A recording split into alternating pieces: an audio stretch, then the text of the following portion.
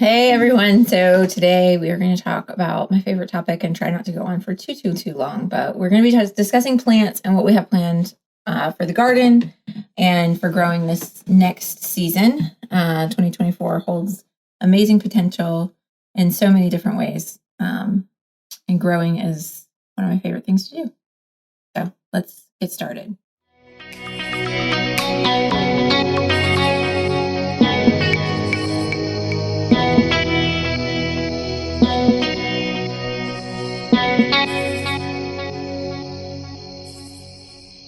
All right, so it's almost time to start planting seeds. In fact, I've already planted a number of seeds, mostly outside. There are a lot of seeds that do good if you put them outside in the fall, and then they germinate when they're good and ready. And that can actually be, it's one of my most favorite things because it feels like using gravity to grow. You're like using what nature does and letting it do the heavy lifting for you instead of timing everything perfectly and then hardening it off and, all of the things that are required when you start seeds inside, which can, if you do it wrong for one seed in a seed tray, you've done it wrong for every seed in a seed tray. That can be pretty devastating. Yeah.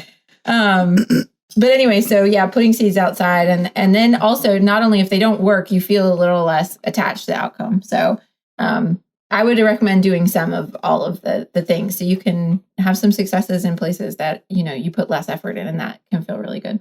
And you kind of forget where you put them and then they pop up and you're like, oh, look. Yeah. Oh man, that's so exciting. That's how I feel about bulbs, in fact, we're going today to find some clearance bulbs to get out there. It really all comes kind of down to where you're located, how you can manipulate the growing season and take full advantage. If you're in the zone 7 or 8, you have a lot of opportunities to for this extended fall season where there are cooler days, the ground isn't frozen, and you can still get bulbs into the ground.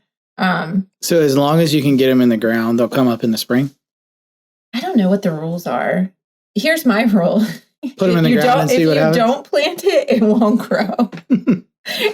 So I feel like there is an element of if you plant it and it doesn't come up though, then you're also like, what did I do wrong? Here's what I do know. When I buy bulbs at 50% off and 50% of them don't work, that's way better than if I paid full price and 50% of them. That's true. Yeah. So this is Lacey's philosophy on gardening. Throw it at the wall, see what happens.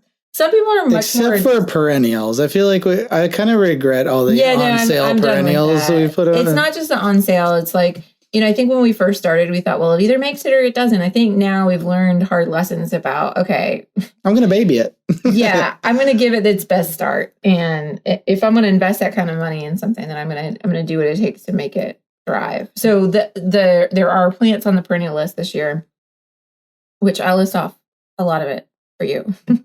It's a long list though, so you're gonna have to pick. You're gonna have to pick like your top 10. I can't. No, there's no way. Well, then you better get started. All right, just start listing plant names. So it becomes this time of year when you're trapped inside because it's cold. Although for us, the last week has been really beautiful. On and off, a little It's rain. Cold today. It's chilly, but the sun's out right now. Yeah. Now I'm like, forget podcasting, let's go outside. Anyway, but we've done a lot outside. It's been really nice, but it does kind of, that bug starts to itch pretty heavy right now of planning it all out and getting those seed trays ready and figuring out how you're going to move forward. But, so I went through a lot of my books that, my resource books, my faves. I have a few this year that I've looked at more than others. I always go back to Guy's Garden just to make sure I've grown everything that we can potentially grow from the book, with the book lists there. I feel like we're maybe halfway through. Yeah. A lot of my gardening books are British, I've noticed. And I think it's because I love Chelsea Green and it's a British publishing company. And Monty Don. I mean, I don't know what it is about British gardens, but I've recently decided that I don't love international travel. I don't love travel just generally. I'd rather be home with my garden. But if I'm going to travel, I want to do it to gardens, which Drew's been really good about making plans for traveling and gardening at the same time. I feel like the garden that we went to in Miami, I was like, oh, now it just spurred this idea of let's travel. Yeah, I just want to travel to amazing gardens wherever they are. Me too. But top of my list is English gardens. I want to go to England and go to all the gardens. Anyway, I digress. That's not why we're here. Today we're talking about my plant wants for 2024. And I sort of have it organized. So I'm going to read through some of what I have. And if it makes sense, it makes sense. If it doesn't, it doesn't. But keep in mind, gravity gardening is sort of my style. I really want things to all be working together. Just it's like that permaculture idea. Gravity gardening? Yeah, I think I'm coining a phrase here, but where you're using just, like not just, where you want to plant, but where that plant potentially is going to thrive. Where it gravitates to? Yeah, where my intuition tells me that it's going to like it. Okay. Kind of like what Akiva was saying in his... Maybe, yeah. Yeah. I mean, it's taking permaculture principles into account. But I think like when we first started on our property, we're like, this is going to be the orchard, and we're going to plant all these guilds up here. Well, we planted a lot of trees up there and they didn't love it up there. They're doing okay now, but it's not, thriving in the way that I had thought 12 years down the road. Yes, things are getting better. But I think if, and then I look at where we planted the mulberries and they could be 30-year-old trees. Right. They're giant. They love it. They make us a lot of mulberries. So I'm just trying to think a little bit more like, okay, not where do I want this plant, but where will this plant best be served in my garden and serve multiple purposes. So I picture you standing there with like a tree in your hand, whispering into it like Gandalf, and then like circling. I will not deny or confirm if that has ever happened. But I will say that like just thinking about like edges more, which is, a huge permaculture thing. It's helping me better grasp the limits of our garden. So sometimes I envy people who have small acreage gardens like ourselves 10, 15 years ago. I'll see pictures of our garden. You envy yourself. And think, some pictures came up of our garden produce the other day, and Abraham saw him. He's like, where was that? Whose garden was that? I was like, ours. He's like, man, we had a lot of produce. What happened to all that produce? He's like, you grew so many tomatoes. We should go back to that garden. Oh my gosh. I know. It was really like quiet, boy. Oh, you're right. We left this really amazing thing behind in pursuit of something larger and grander. And I think, you can get lost in it. We've talked about that before. Like the more acreage you have, the more you have to manage. The more livestock you have, the more you have to manage. And the more attention you need in other places, the less attention you can put in that one place, So anyways, all of that to say, I think defining the edges of our garden, we figured out the deer problem last year. If you haven't heard us talk about that, the deer fence that we put around had a massive, massive impact on everything we've planted from the start to now. And I wish we could turn back the clock and have done that first when we moved out here. Right. Put that deer fence in and blocked off the areas that we were going to start perennials and annuals, but we can't. No regrets. Moving forward only. It's not really a regret. Just I really wish I could see what the difference was. Yeah, it's why people pay us the big bucks to do consults with them, so we can tell them. Don't make all the mistakes we made. If you want to make progress faster, then here are the steps to do that. Anyway, deer fence was huge, and that helped create one edge. So now within that deer fence, I'm working on creating even more edges that make the garden easier to maintain, make it easier to grow annuals in a way that's not, super weed heavy. I'm not dealing with Bermuda grasses. The soil is heavy and thick and good and nutritious. And I mean, we have a lot more inputs now too. We make our own biochar. We have cow manure, which is so much easier to use and apply. That's a new development, but a really fun one. And that's a result of milking that, Did not really see that coming as a byproduct of milking. Didn't, but I'm grateful for it because I've always wanted to have some gathered, but I've got another load ready for you. Excellent. It just keeps coming. That's gravity gardening, right? Like it just keeps coming. Yeah. Anyway, but so we garden on a hill and it goes down to the pond. And so I want to create an edge down at the bottom of the pond. So one of my focuses this year is to create a hedge, a living hedge, an edible hedge. I saw somebody the other day in one of my books call it a fedge, food hedge. A food hedge, yeah. And I love that thought. And so my list has grown kind of with that in mind. And then we also have a wetland area in our pond that has filled in with more and more silt over the years. And we really like to get our pond to a cleaner state. It's just very murky. And not something you'll see ponds where people want to swim in them. This is not that pond. No.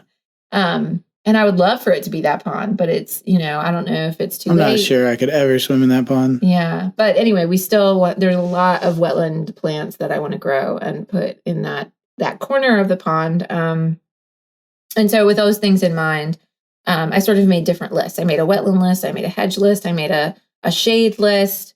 And then, of course, I have my annuals veggies list. And, depending on the plant, it depends on how much we have financially to invest, because some things are definitely better to get like a 5-gallon 5-year-old tree versus a bunch of bare rootstock. And, you have to decide what commitment you have to any given plant and how much time and money investment you want to put into it. And, for me, for the hedge, for example, I don't want just one, what were we looking at? Serviceberry, which I already have some growing, they're not doing well, so I might move them. But I did get just sticks from the Arbor Day Foundation a long time ago. I got like 10 of them and potted them up, and they were doing well. And then I stuck them in the ground, and they're not in a great place, so they're not doing great. So I'm going to move those, but I wouldn't want just one serviceberry. I'd really probably want like 10 or 12 of them across this hedge, and then fill in with other plants. So if I'm looking at a really nice plant that's like going to be $30 that I really want to be in the hedge, I'll buy one and then plan next year to divide that or to propagate that so that I can have more plants in a couple of years. And that's something that you just need to consider when you're budgeting out, because you can't, unfortunately, I mean, maybe you can, but I can't. I think the other way to get it all at once. The other way you could do it would be to just like say this year, I'm just going to spend my budget on serviceberry bushes and, buy like 10 or whatever your budget is, really nice ones, knowing like that's all you're planting this year, but they're big ones that. Yeah. I'll tell you, but make sure you know what you're planting and where you're planting it if you're going to do that, because we have done that. We planted when we first moved here. So the back of really the front of our property backs up to somebody else's property, and they have 4 sheds, giant sheds lined up against that property line, and they're ugly. And, they're just big metal buildings. And so when we first moved here, I bought, I don't know, like 5 to 10 thujas, thinking, okay, I'm just going to plant these and we're going to like block those out. And none of those thujas lived. Yeah. I think there's actually one living. There's one, and it's in a weird place. And like, it's just, it looks silly because it's not in a row. And, it just is not what I wanted. And we put all this money into it. And by the time they're all dead, it's too late for you to get the refund, because they're like, guaranteed these will live. And for a year. Yeah, it didn't. Yeah. Anyway, so just be aware that, sometimes that plan doesn't work. And if if you're going to do that and you're going to invest in it, and this is something we didn't do at the beginning, make sure you have water system set up, make sure, you're just doing everything possible for those things to succeed. Which usually means more planning before the plants arrive than ordering and then figuring it out. More planning and then building infrastructure. Right. And like the plants are like really the last step of like a 20-step process. Exactly. Yeah. Yeah. And in the places that we have done that and planned better, we have seen more success. Oh, yeah. So, all right. So plant wants, I'll just start with some of the trees. We know we want to get some more chestnuts. That we have tried a lot of chestnuts, but I think we just need to give that another go and really put them in a place where we can nurture and train and make sure that it's doing what we want it to do, which is survive. So, well, and I think what we learned talking to the Akiva is there's a lot of different strands and varieties of hybrids, those, and hybrids, and you gotta get them from a good place. Which I mean, I didn't think we were getting them from a bad place, but. Yeah. I think that place has gone under. Yeah. So it probably wasn't great. And then I just picked out some things like an Alberta peach, a Kiefer pear, an early Richmond cherry. These were things that I just was reading the qualities, and they sound like things that we really want. I also know I wanted smoke tree, and then serviceberries, downy serviceberries, Washington hawthorns, dogwoods with big fruit. So we keep seeing these dogwoods. We saw them in Pennsylvania. Yeah. We saw them. Where else did we see them? We've seen them several places now that they've. Yeah, and it's a dogwood, and dogwoods do very well in our region. And dogwood berries you can eat, but they're not. These ones were like wants them golf ball size. Yeah, they were. Yeah, quite large. So anyway, that's on the list. And a lot of these I think are. This was me just dumping it, but I do know that a lot of these things are on the Arbor Day Foundation. Magnabonum apple tree, which is just my favorite apple. And I know that we have a place called Century Orchards in our region that grows apples that grow well in this area, which is hard. You really got to make sure, especially with fruit trees, they can be very finicky. And if you live in a region that's too hot or too cold, and it can just be a few degrees different, it just won't thrive. So for example, at our vacation rental, I planted some rhubarb for my grandma's house, which is in Northwest Pennsylvania. She's had the rhubarb patch forever. And so I've tried several times to bring it down and put it at our home in near Greensboro and in central North Carolina, and it just never works. And I've even started rhubarb from seed and all kinds of things. And I know somebody just a few, maybe an hour away that grows it successfully, and I think in the same zone. But it's thriving at that vacation rental in the mountains, and it's not. It died again here, even from the same time I planted it. So yeah, that's just something to keep. I know, because when you're listing out like the apples, I'm like, well, now that we got upgraded to zone 8, I'm really wondering how well apples can really grow here at all. Mm-hmm.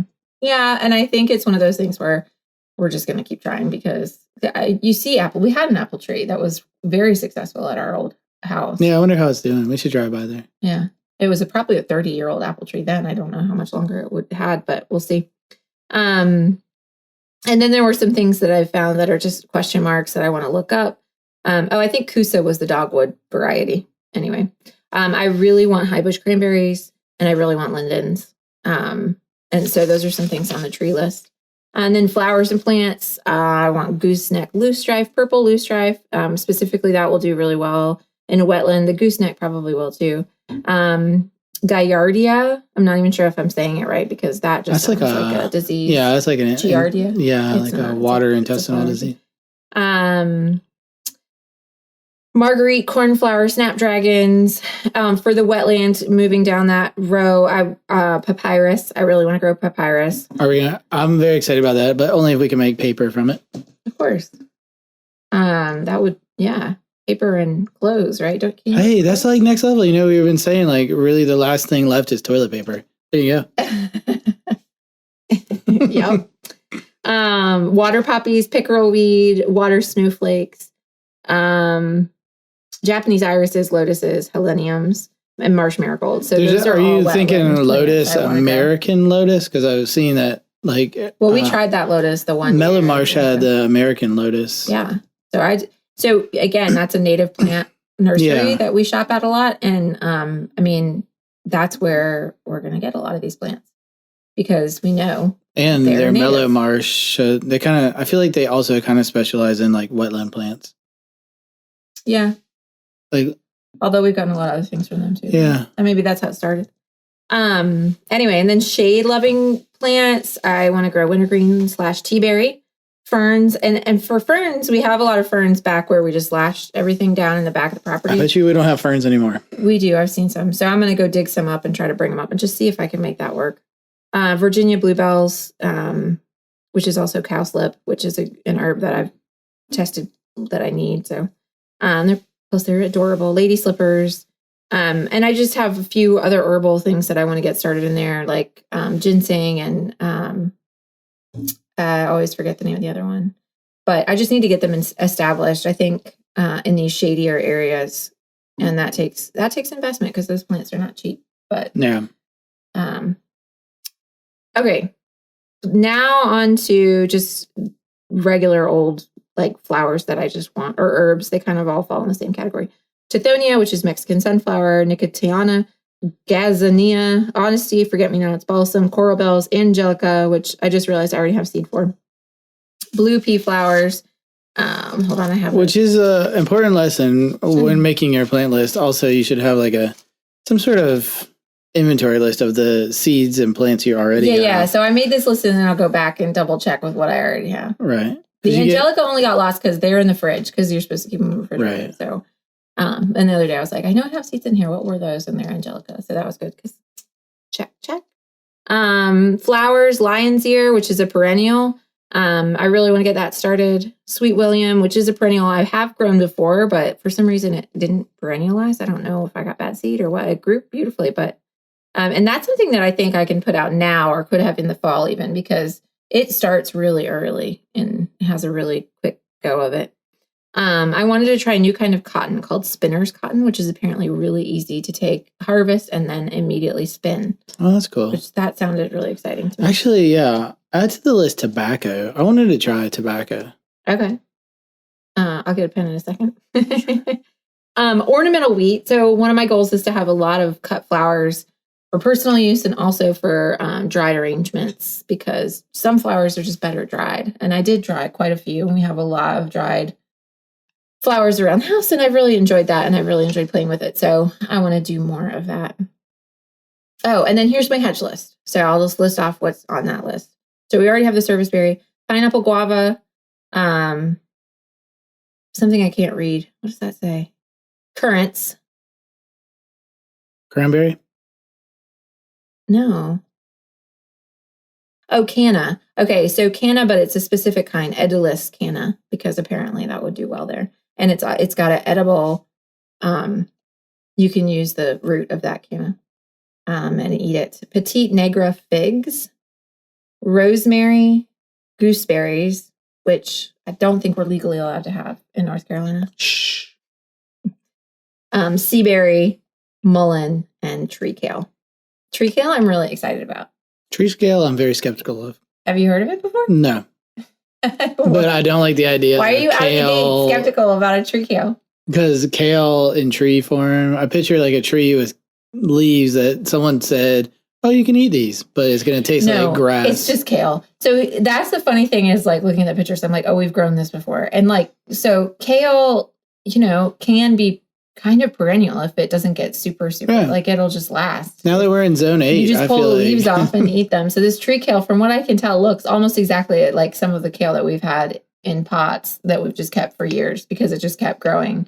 And, you pull the leaves off and then it has more leaves. I think it sparks the thought of tree hay, which is, yeah. Like this. I never got on board with the tree hay, but, yeah. Some people love the idea of climbing trees to harvest food for their animals. But anyway, so that's my list so far. Oh, mullein. Did I say mullein? Which I have a flat of that growing. You're going to plant mullein?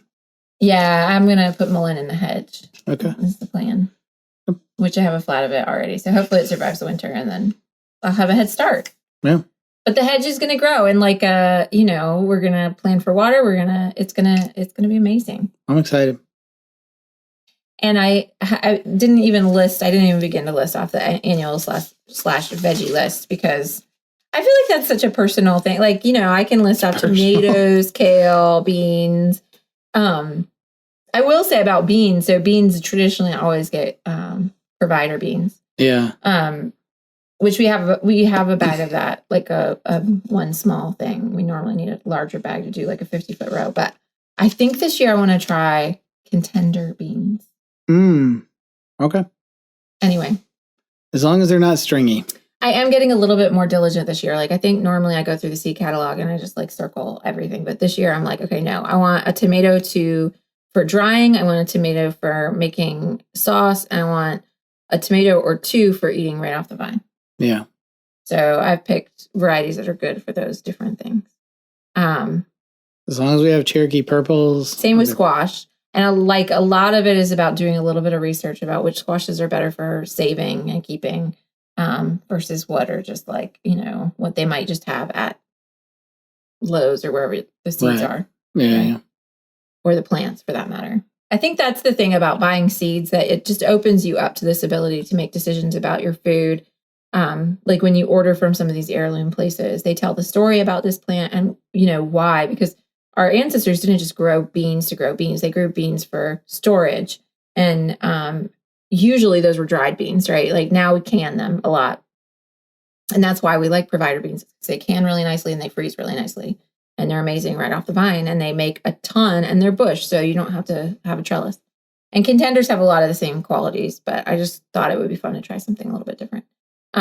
Anyway, but so when our ancestors were planting all these different varieties of beans, it wasn't just to see if they could grow it or because they were pretty. It was because they had a very functional application. Yeah. And so starting to think about my garden in a little bit more that way of like, okay, yes, just because I grew the squash and it's cute doesn't mean it's going to stay or store well. And, if you read Laura Ingalls, they had an attic full of pumpkins all all winter long. And we've grown a lot of pumpkins that don't last Yeah. for more than a month. So, it's just about having a little bit more foresight on that plan and mapping it out.